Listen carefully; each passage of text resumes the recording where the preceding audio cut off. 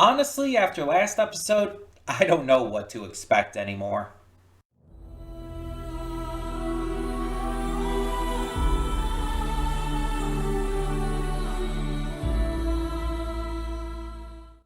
Hey everyone, and welcome to Prince of the Gay. I'm your host Connie, and today we are here with my blind reaction to season 2, episode 11 of Helluva Boss. So, I think this is the penultimate episode of the season. I think the December one is the final episode of season 2. And season 3 we already know is coming next year.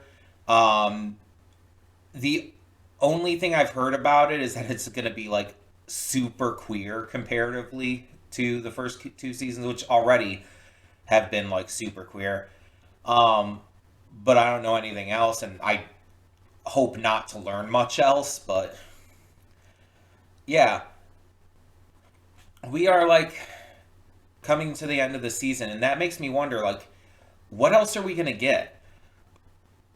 Because obviously we have this season being a lot about Blitz and Stolas' relationship, and now that they've had their breakup and Blitz is on his little path to redemption,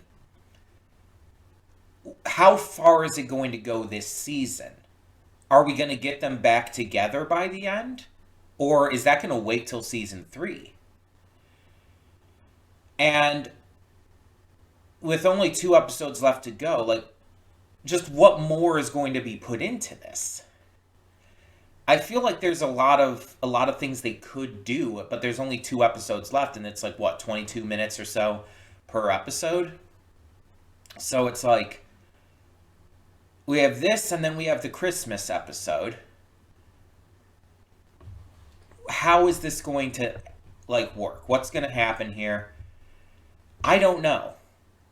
I genuinely don't know what to expect, but I have a lot of hopes. I have a lot of excitement because it's been like on a roll lately. And the funny thing is, like a lot of people really loved last episode, especially for the developments and everything that it gave to Millie. And I believe I talked last episode about, all the people who would like constantly bitch about Millie not getting enough development, and how it's like this episode basically it's like, okay, you can shut the fuck up now. um but there's another complaint that goes around a lot within the Hellaverse fandom, and that is the complaint that there's this very specific group of fans of people who constantly take every opportunity they can to bitch about the show's tone. About, oh, I wish it was still this goofy workplace comedy that like focused on them taking all these different cases and jobs. And it's just, I've talked about this before, but it like annoys me because it's like that's never what the show was about. People dialed in to I'm trying to figure out the best way to word this. I'm always bad at that. But they dialed into what was basically the the dressing for it all. You know how like you have something that's like dressed up to look a certain way to get people in, to get people excited for it, but that's never what the actual focus of the piece of media is. That's what this is. It's basically like using something for your advertising just for the sake of hooking viewers, for the sake of getting their attention. Um a lot of media will often use sex to sell. Not like literally sex, but like fan service, sexy actors and whatnot. A lot of times they'll use really cool moments and everything. Certain movies will focus on like the really cool action scenes, and their trailers will focus on the most action packed parts of the movie that may not be most of the movie, but it's the parts that gets people in the seats, you know? And that's the same kind of thing happening here. The heavy comedy, the workplace humor and stuff, the jobs they were taking, that was never what the show was about. Like, from the very beginning, from the pilot, that was not what the show was about. The show was always about their characters and the developments and growths they go through. The kind of stuff that people want back was never what the show was focused on. And it's like, it's confusing to see people like want back what was never a thing, really. And it's just, it's wild to me, because this is where the show was always going. It's the same thing with Ruby, because Ruby, a lot of fans want like it just to be basically be mindless action with extremely well choreographed scenes. But that was never what the show was about either. That was, again, addressing in order to get people hooked in order to get people to watch the show for what it was always going to be about from the very first season, from the very beginning: character development. The characters being developed, the story being developed, the themes and messages. It's like that was always going to be the case from episode 1, from the trailers of Ruby. And it's the same thing here with Helluva Boss. This is how, like, media in general works. You have to hook people in a way that gets their attention, in a way that's, fun and exciting. The problem is some people tend to view that hook as if it's the entire point. As if the entire show is supposed to be that. And that's pretty much never the case. And that's not saying that, like, portions of that hook won't remain in the show. They absolutely will. Helluva Boss still has humor. We still have cases of the workplace stuff coming in. But that's not the focus. And it shouldn't be. This show would not be as big as it is if that were the focus. It would not have worked if that were the focus. And luckily, from what I've gathered, it seems to be mostly just this fringe group of the fans. Though, if we're being honest, the Helluverse fandom, Helluva Boss, Hazbin Hotel, all of that, they can get pretty toxic and pretty ridiculous. But it seems to mostly be a fringe group that are, like, again, taking every opportunity possible to bitch about this. Most people have really enjoyed where it has gone. And are super invested, even if it gets them emotionally destroyed every time. But yeah, either way, it's just something I still notice to this day and wanted to talk about briefly here.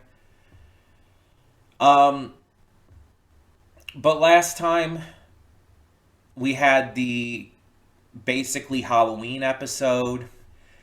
We had a lot of horror theming. We had a really fun special guest.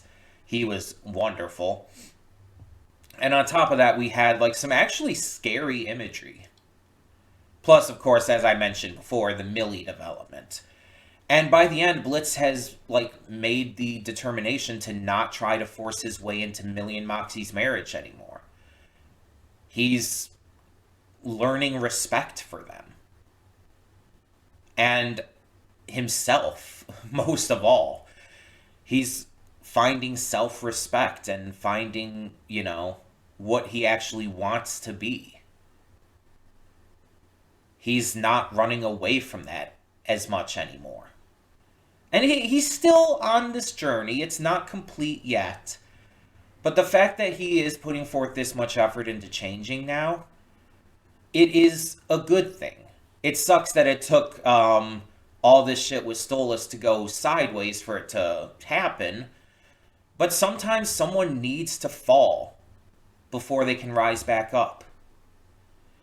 And Blitz is proving that he can rise back up. And I think that this is going to be good for him. I think it's going to be good for everyone around him, too.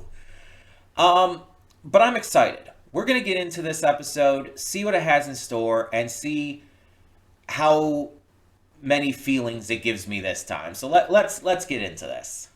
Cutting in here real quick to remind you of all the awesome content we have on the channel. Between Monday and Friday, we have a plethora of awesome series reactions with 2 on Wednesday. We also have movie reactions every Saturday and Sunday. I do pre-record them during the week, but upload them on the weekend. And don't forget about the gaming stuff on the Princess of Gaming channel. We have Baldur's Gate 3 every single day, Horizon Forbidden West every Monday and Friday. Tuesdays and Thursdays is Life is Strange Double Exposure. Wednesdays and Sundays is Beyond Two Souls. And Saturdays we have Nier Automata. Don't forget to click the link in the description to get to today's video. I do redirect everything just due to copyright reasons. And please, subscribe to the channel and like this video if you want to see more awesome content such as this. But thank you so much, as always, for tuning in. Let's get to today's reaction. Hi, Future Connie here with a quick note before we get into these afterthoughts.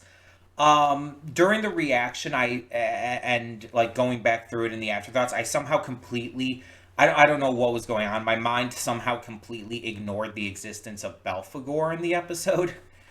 So during the afterthoughts, I consistently say, oh, Lucifer and Belphegor are the only sins who weren't there. Belphegor was there. I'm just an idiot. I somehow completely missed her. I think my mind was focusing so much on Leviathan that it somehow completely just skipped over Belphegor's existence. So I apologize for that, just making this quick adjustment to let you know that I do now know that Belphegor was there. Just letting you know. Thank you. Let's get on with the afterthoughts. And we are back, and we'll begin with spoilers in 3, 2, 1, now.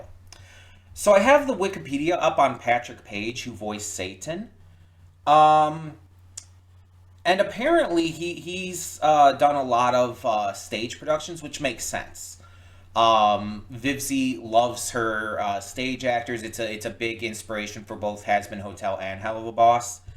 Apparently, he originated the roles, which means he's the actor most known for and who started performing them first. The roles of the Grinch in How the Grinch Stole Christmas, the musical. Norman Osborn, aka the Green Goblin, in Spider-Man Turn Off the Dark, and Hades in Hadestown. 3 pretty notable roles, I would say. According to this, he was also in the 2021 In the Heights movie, which I don't recognize the character's name offhand.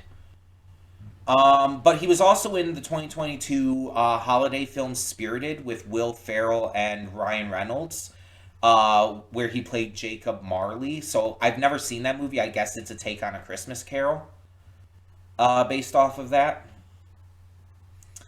For television, he's done things like Law & Order Special Victims Unit, Elementary, Chicago PD, and even Big Mouth, for what that's worth. He was also in 5 episodes of the series Schmigadoon, which is the Keegan-Michael Key musical comedy series. I've heard of it, never seen any of it. And then he's done a lot of theater stuff. He was Lumiere in Beauty and the Beast. He was Scar in The Lion King. He played Brutus in Julius Caesar. King Henry VIII. A lot of things here. A lot. Claude Frollo in The Hunchback of Notre Dame. He played Scrooge in A Musical Christmas Carol. He played King Lear. So he's definitely known for a lot of theater work, mostly it seems. He has some film and TV credits, but not as much, not a lot.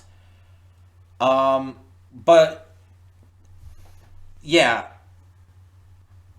it was still pretty cool, even if I don't really know him for much, because I haven't like heard a lot of those musicals or like seen them, obviously. But his performance was pretty dang good for the character. I feel like it really works.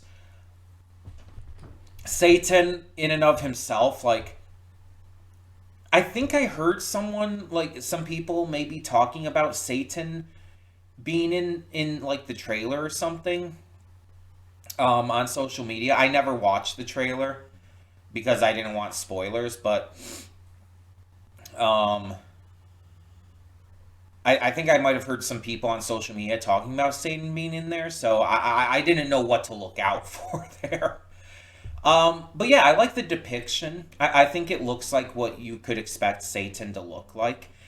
And interesting bits of lore that Satan created imp kind and seemed to have created the caste system within hell as well as like kind of is in charge of like hell's laws.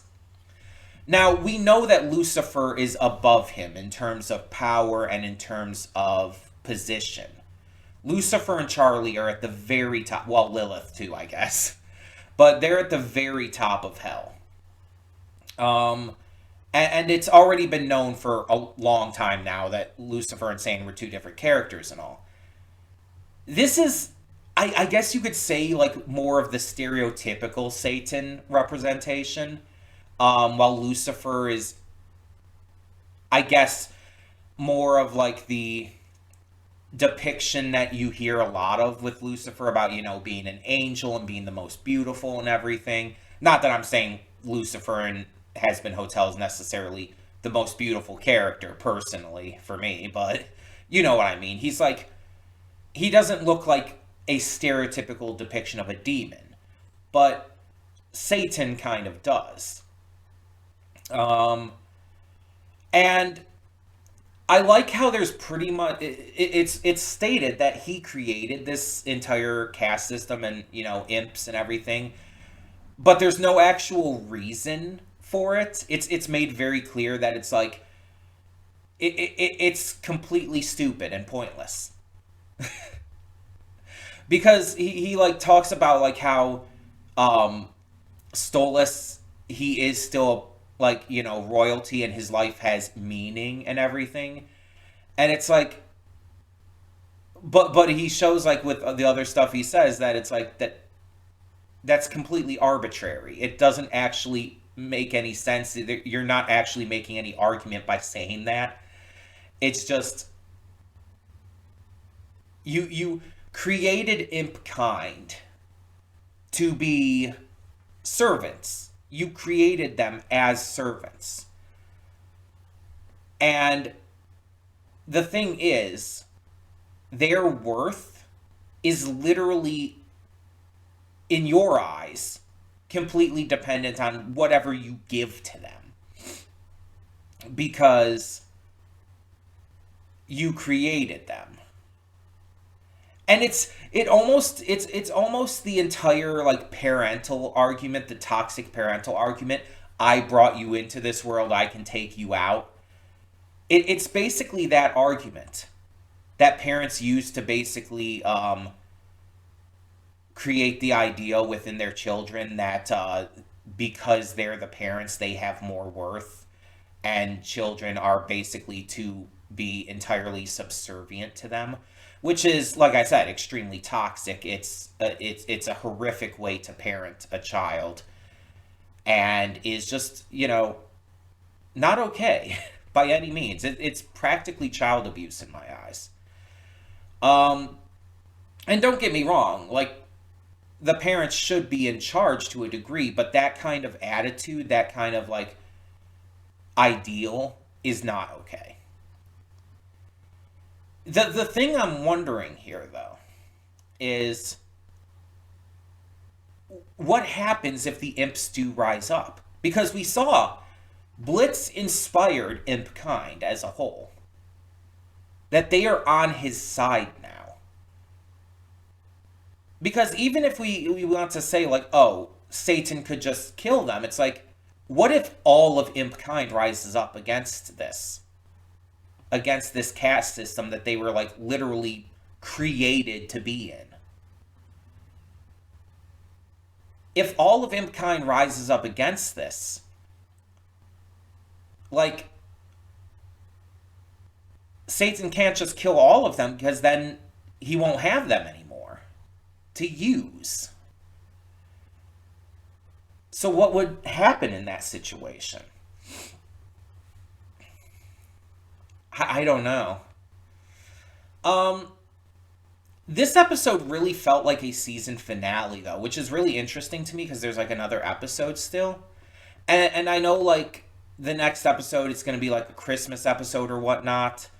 But I assume it's still going to follow the storyline and all. I'm just wondering, like, they're probably going to follow up with it. With Stolas now being, you know, a citizen for, what was it, 100 years or something like that? I'm just wondering, like, how that's going to affect things. Because obviously this is going to allow Stolas and Blitz to get back together. Stolas is going to be able, especially since he's staying with Blitz and Luna now, he's going to be able to see how much Blitz has changed. And Blitz is going to be able to finally express his love to Stolas, like actual love. This is absolutely what's going to get them back together, but what is this going to mean overall? I mean, obviously Octavia is in a very bad place. We need to get Octavia out by any means possible, which the funny thing is, I think that won't be that difficult. Because one, she's not that close, or not that far away from, like, becoming an adult, right? She'll be of age. And although the position, Stolas' position, was given to Andrelphus, once she's of age, she'll still be able to make her own decisions for herself and all, even if she doesn't, like, inherit it back at that point. Even if she doesn't inherit the position back from Andrelphus then, because she's, you know, technically the rightful heir, if that's stripped of her as well, she'll still be able to leave and just go to her father anyway. And honestly, I don't think Stella would care even if she left now. I don't think Stella actually gives a shit about... In fact, actually, we know Stella doesn't give a shit about Octavia. She's pretty much said as much. Stella really doesn't give two shits. The only thing she would ever, like, keep Octavia around for is to manipulate her.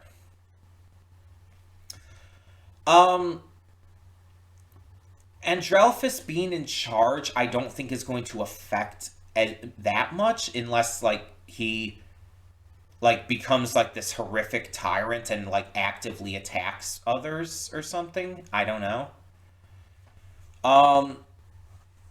Also, I'm kind of wondering if I'm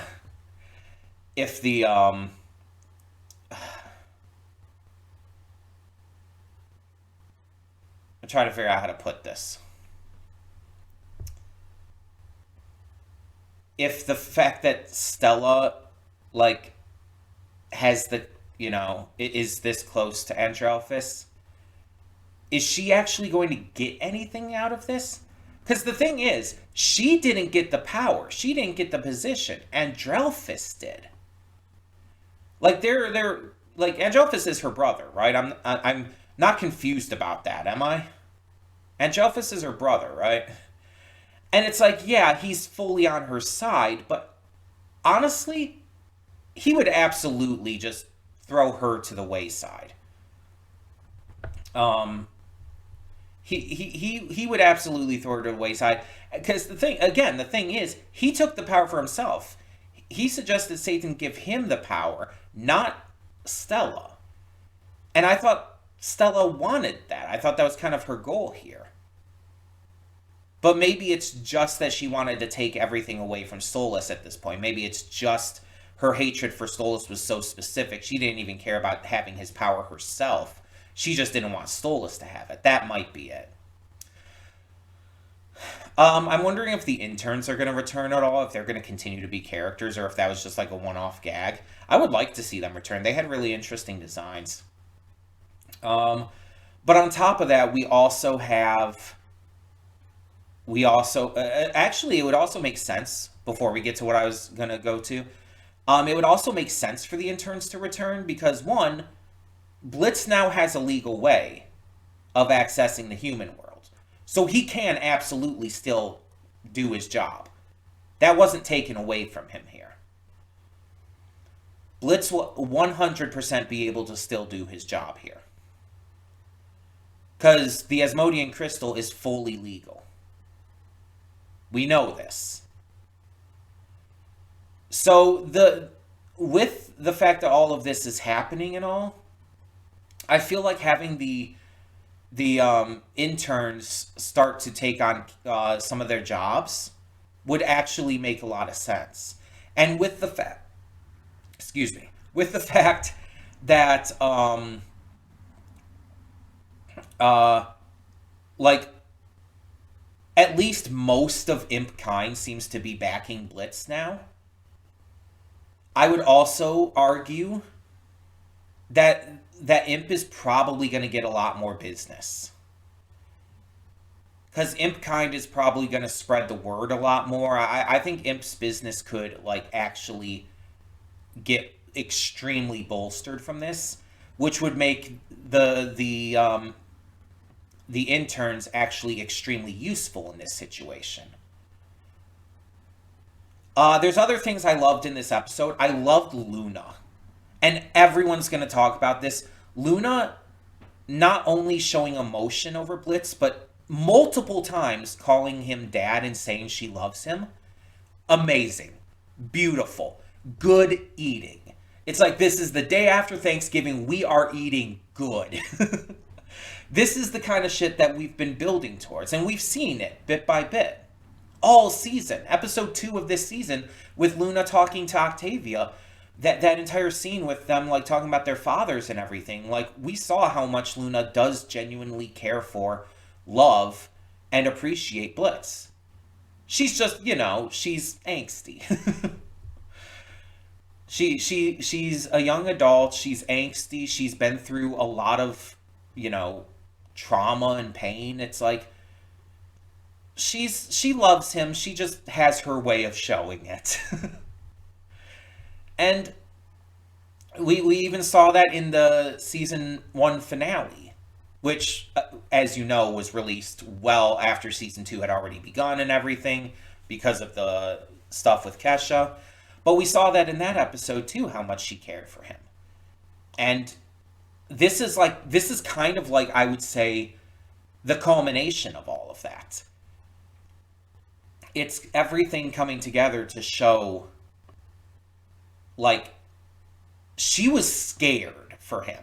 And when he got out of there, like, when he was thrown out of the room, like, she was so quick to go and hug him. And like, she was so happy he was alive. She puts on this tough act. But she adores him. She really does. Because he saved her.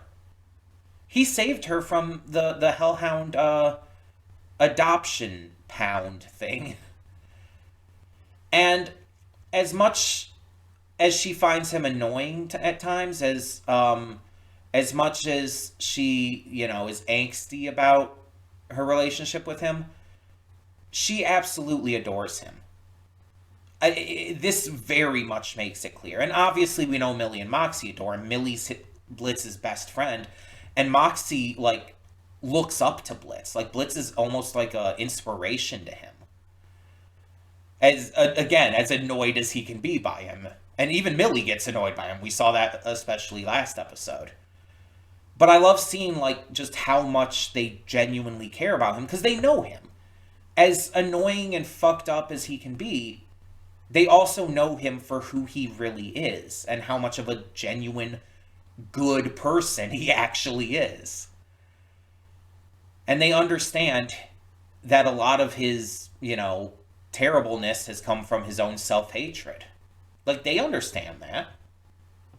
And a lot of others do at this point too. Fizz, even Verosica knows that at this point.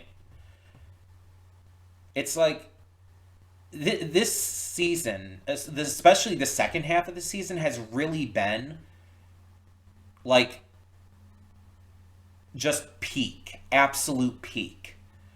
Because it is like, this is some of the best character work I've seen in almost anything. It is that damn good.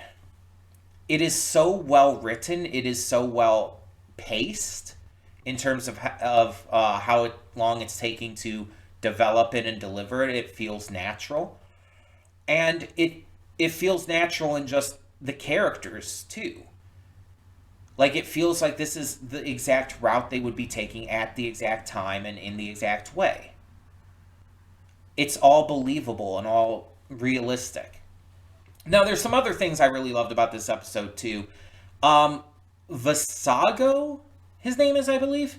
The other Goisha we saw, who was voiced by Harvey Guillen, he was actually on Blitzen Stolas' side, it seemed. From what we could tell. At the very least, he wasn't on Angelphis' side at all. He actually seemed to be sticking up for them, which is pretty interesting.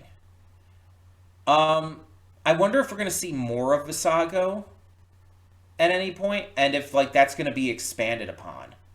Maybe he's going to, like, help out Stolas. Like, I could see that maybe happening. We also had some of the other, like, sins there, including one that we haven't seen before. And let me see if I can go back to this real quick. I'm going to mute it, obviously, so there's no issues with copyright sound or anything. I have the thing on YouTube actually still up, so I'm gonna put on the subtitles and see if I can see exactly what he's saying, because I'm trying to figure out who that's supposed to be. It's like, it's supposed to be one of the sins, obviously, because all the sins are sitting together. But I'm not sure exactly who it's supposed to be. Also, the crowd that Visago is sitting with look interesting, too. Like, it seems like there's a few different birds there, probably Goisha as well. But then there's, like, one that looks like kind of a lynx, and then an eel. So that's interesting in and of itself. But hold on, let me see if I can find this real quick. Hold on. Did I just see them? I'm scrolling through the bar here. I'm trying to find it. Okay, there's B and Asmodeus. Hold on, let me put on the subtitles. I have it muted already. Also, I love B's outfit. I can't wait to see fan art of that. Like, there's going to be some really good fan art of that outfit. Levy is what he was saying. Okay, I thought I was hearing a B. He's saying Levy.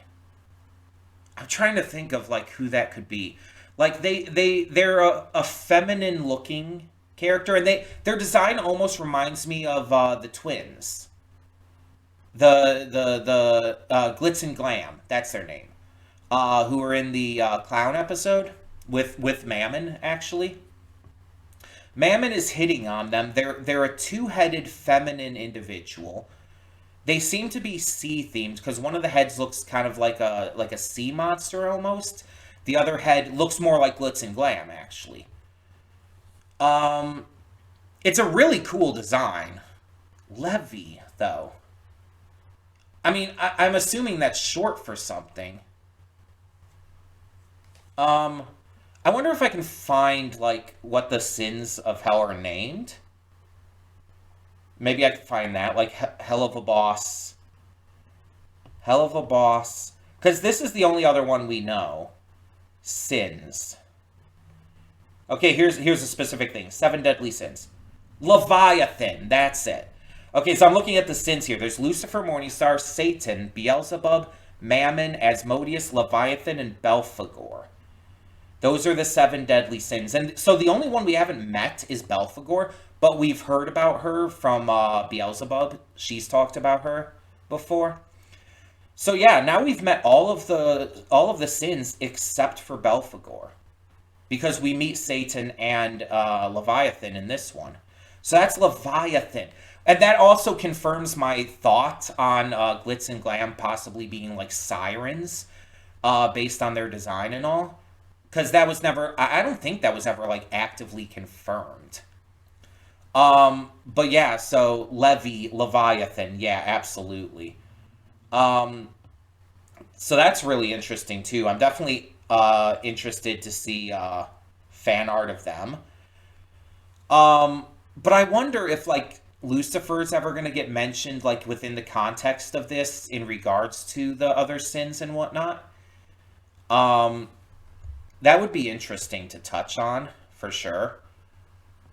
Another interesting thing is that Lucifer and Belphegor aren't there. Like, not only is, I mean, obviously Lucifer is like a more of a has-been hotel character, and there might be a legal issue with including that, considering has-been hotel is on Amazon Prime and A24 and all now. But it's like all the others are there. Beelzebub, Mammon, Asmodeus, they're all there in the box with Leviathan. Satan is the judge. So Belphegor just isn't there for some reason. We don't know why. We can presume as to why Lucifer's not there. We don't know when this takes place timeline-wise compared to Has Been Hotel, but if it takes place before the events of season 1 of Has Been Hotel, Lucifer's not really doing shit. He's hiding to himself, keeping in his own little place, not really getting out and all.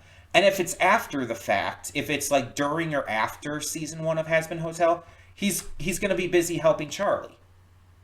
He's not going to have time for some shit like this. Not to mention, he is, the head honcho of all of hell. If he wants to stay out of this, he can. But Belphegor is the interesting one. Why isn't she there? I'm genuinely curious about that. Maybe they're like holding off on her, like in terms of the creative production and all. Maybe they're holding off because they want to introduce her in season 3, and they don't want to have her like be a character here. Because of that, I could maybe see that being the case. Um, but I mean, Leviathan's not really much of a character here either. To be fair, she just exists. um, she doesn't even have any dialogue in this, or they, I guess, don't have any dialogue because there's 2 heads and all. I'm gonna say they for Leviathan. But yeah, I wonder what if like there's a reason and like if we presume Satan is like the one in charge of the rest of them, like where does Belphegor rank to be able to even like get out of doing this? I wonder. I'm just like really curious about all of that too. Um, Stryker's return, considering the big focus this episode had with like Andrelphus and Stella returning and all, and continuing the storyline with that, Stryker had to be here. It makes sense. I still, it still really sucks that Edward Bosco had to replace. Oh my God, his name is escaping me. Daryl from The Walking Dead. I can't think of his name right now, but it sucks that he had to be replaced. That he hasn't had the time to like reprise the role and everything. Because he was so good in the role. And honestly, I think and I'm not hating on Edward Bosco. I think Edward Bosco is a fine voice actor, but the way he performs Stryker is so actively different. And I believe I've said this before. Like, I think I said that in the season 2 episode that, like, really focused on Stryker, the one that I didn't like. Where Stryker kidnaps Stolas. I believe I said it there that he feels almost like a different character. Like, his personality and everything feels very different. That might just be me, but yeah. Um, and going back real quick to the sins, I know I'm all over the place, going back and forth between different things, but I'm just like kind of going off my thoughts as I think about them. Going back to the sins, I like that they got speaking roles, that the one, especially with the ones that we know and everything, Mammon, Asmodeus, Beelzebub. I like that they're not just relegated to just being there in the background; that they actually get to speak and have input. And I like how Mammon's just a salty piece of shit the entire time. It's like, yeah, that's Mammon. That, from what we know of him, that's entirely correct.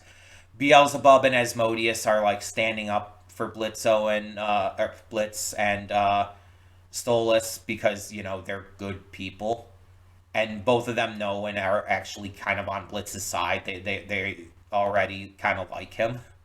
I mean, they're not like the biggest fans necessarily, but Asmodeus is on good terms with him. Plus, he knows that Fizz is on good terms with him now, and Asmodeus would do that for his Fizzy Pop, like at any point given.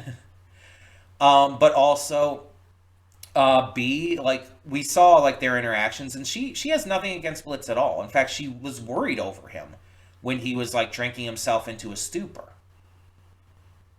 And like she knows Luna and everything as well, and it's it's cool to see them stand up for them. That's all I'm trying to get with there. I also like, speaking of Luna, but also of Millie and Moxie and everything. I like how like Blitz was willing to sacrifice himself for them, because Blitz, like season one Blitz, would not have done that. Not in any case. He would have just like been screaming and yelling and fighting, and he would never have been willing to sacrifice himself for them. But because of how far he's come and how his development's gone, he was absolutely willing to. And despite, being upset at Blitz and everything, Stolas still came to his rescue. Because the instant Stolas saw it on the TV and everything, it's like, oh yeah, he still loves Blitz. It's very clear he still loves Blitz. He's just salty because of what happened, and he has a right to be upset. He has every right to have been upset there. But yeah, I definitely think that this is going to help their relationship like a lot. I don't know like exactly how quickly in the next episode it's going to mend, but I think next episode they're going to get back together by the end. I think that's how season two is going to close out, and it's just going to spell like kind of a new stage for everything. They're going to be together again, and Imp's going to be continuing just under Asmodeus's control and legality now. Things are going to be in a different state than they were before, but I think it's going to continue, and there's going to be some notable like updates in a lot of way, which is why again I think that the interns staying around should happen.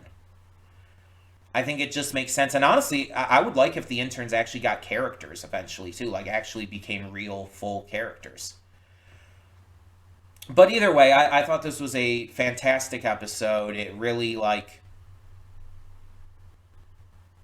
felt like a proper, like, not full conclusion, because there's still definitely more that can be worked on in the next episode, but a proper, like, what's the word? I'm trying to think of a specific word here. Um,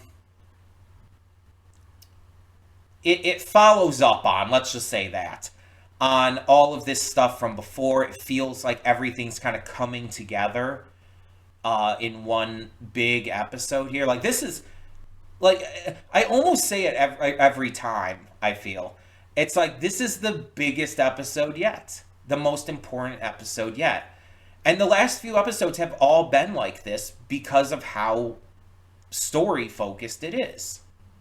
This episode was insanely huge. Not only bringing together all this stuff from previous episodes and all, throughout the entire season and even season one to a degree, but it was also like just a coming together of all the like themes and ideas and growth and everything, and that's what I love. There's probably a lot that I missed and haven't talked about just because there's just so much with this episode. So if there's anything specific that I didn't mention or you want to hear my thoughts on, please ask me in the comments. I want to talk more about this episode. And I'm definitely going to watch a lot of reactions to it. I'm going to watch it just on my own many more times. This is one of the best episodes of the show, easily. But I just don't know exactly where I would rank it yet. I have to really think about it. Now, the last episode of the season, episode 12, that's going to be at the end of December, I presume. It's going to be after Christmas. I don't know exactly what's going to happen for that yet because I was planning on taking a break between Christmas and my birthday on January 2nd. Basically Christmas and New Year's. I was planning on taking like that week off just to kind of refresh myself and get ready to move into the new year with reactions and stuff. I don't know. We'll see. Maybe I'll end up doing that as like the only reaction I do during that time, or maybe I'll wait until after we come back. We'll see. I'll keep you updated as always. But again, if you have any questions on anything I might have forgotten to mention here or want any further discussion on it, please leave comments. That is, or I guess go on the Discord server, but leaving comments always helps the videos as well. So if you could do that, please do. In the meantime, thank you so much for tuning in. I'll see you at the next one. Till then.